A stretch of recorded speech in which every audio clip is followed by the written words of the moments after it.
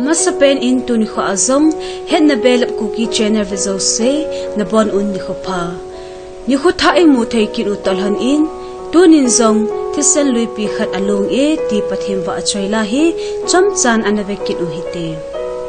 Pathen vahchoi la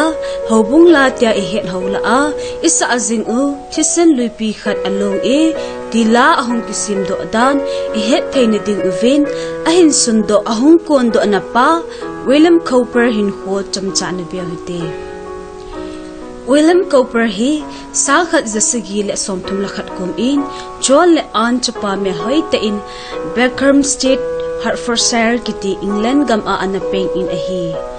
ama hin pin piso pitam pi ananaisin hilla neucha ahi laizun atam zon anamulem san un ahi William hinkho thusimahin wangsit na lunglen le poldaw nangan ato na chunga phatam zo in lungthim nat na Lhingboi na ahinizing in ahi hazi chun ahinho hi Solomon lengpan anasay sam som dile ni changa na vo kalhagaw idya luladay na hisa ipidinga kasunga tipia thimthei lo nihim anati to ate ka in anaum in ahi ama chu cha te la alina anahin achunga na mai thumho chu neu cha cha hilai zun anamolem kamtawin ahi achung chona anun zong cha nga anei zovin anathipei ki tan ahile William Cowper zong amadinga kapien tin boarding school akoy to in anumta ahi hitlai mo na achung a alen ho akon thu gimna kumni zen ahin thu khop set in ahi ahung pilhin zemin angai pen Theodora to kichending a anom laizin kinai cha so pi ahi ziun apan na satain anaza dain anusatang in ahi House of Lord kiti mana klak nga na to nading a thimvet na thumve zen anabol in hilla lungtiza lungneu na hinneizing ahi na bana interview ko na tiza na adim siin analosam so ke in hitijun ahin khozeng zong su mangding anagong in ahi hizijun Albans asylum kiti lungthimboy le ki su lo ho koina damdoi ina thalut in anumta nahi hislai mo na achun Pathen a kita le ngailu na naita Dr. Cotton kitipa akon in Bible ahin simpantan rombong thum changsom nilang nga achun Pathen in Jesus chu athe sanzar a ta sanwanga ki thoidam na diami ho chonse jisa asu bai phu chen na a amma adi zi phondo na ding a atundo ahi tia Bible ahin simdo akon in na asale lagawa pintha na ay nei to alhon in damna ahin nei do in ahi hichi Albans asylum kiti akon chun morley and winte ni nupa in na ahung pansan to la tham izakay in ahin kithopi in ahi chomkhat zovin a umnawa kon chun olnai kiti khupia chun anakichon un ahi hichlai muna chen na in mun ahin kilamdo in chule loi pata zaila le la sunthem John Newton iti ngai tam lungsit kidang ti simpato ahung kimel helhon in aman zong su chang su mang na ding in na hintong in lekhabu the tax kiti ahinsun in hiti chun Britain gam sunga lekha sunthem min thang ta khat ahung hido ta hi Josovin aloi pa John Newton le William Wilberforce kiti pato akitho home in na ahintong un Britain gama su lakol su mang aom na ding in panasata in ahinlawin ahi Pathen in ataw naw asang in ato naw mo so in anung in ahi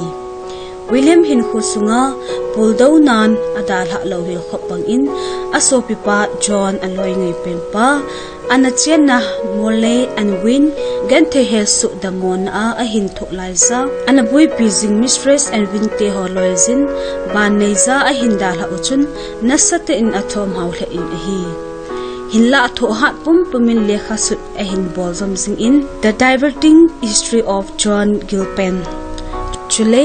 mistress and winte zavin the caseway kiti ho anasundo in ahi William Cowper amahin ko a lunglen na lungthom hauna chule ahin to ho to kituin THISAN LUIPI KHAT ALONG'E tilahi anasim do in ahi William Cowper zong sangkhat zagit kum in alay si hinkho na bezin ama gyal do nan St. Thomas Canterbury le ahung sei li na St. Peter a window glass kat do in an in a hi.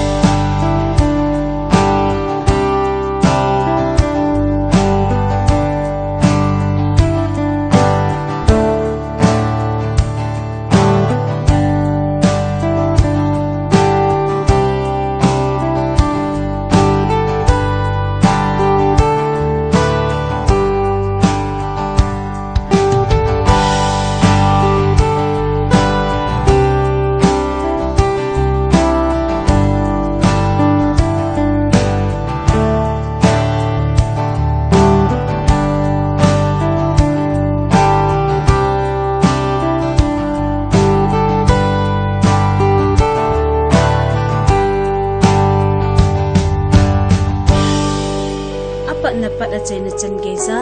lunglut ta angai ho zo se na bon chu chung u akipa thu ong ki se in he